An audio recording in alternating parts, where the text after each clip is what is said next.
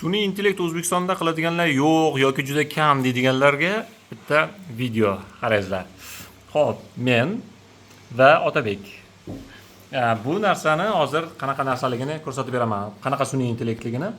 Xo'p, mana bu joyda, mana bu kompyuterda biza yo'lni videosini olganmiz va bu videoni mana shu nimaga tutamiz.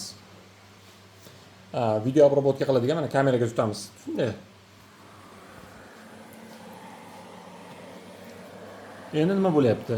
Mana bu yerda ko'rsatilayotgan video kamera orqali syomka qilinib, mana bu joyda ko'rinyapti.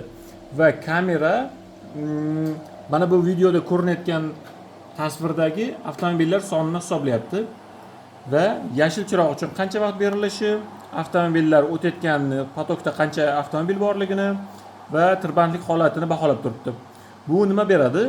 Bu agar chorrahalarga qo'yiladigan bo'lsa, mana shu sistema chorrahadagi yashil chiroqda qancha vaqt yonishini va keyingi qatorga qancha vaqt berilishi kerakligini ko'rsatib turadi. Buning natijasida bu sun'iy intellekt tirbandliklarni juda kamaytirib berishi kutilyapti. To'g'rimi Otabek? To'g'ri. Otabek ishlariga rivoj, like bosib qo'llab-quvvatlab qo'yasizlar Otabekni.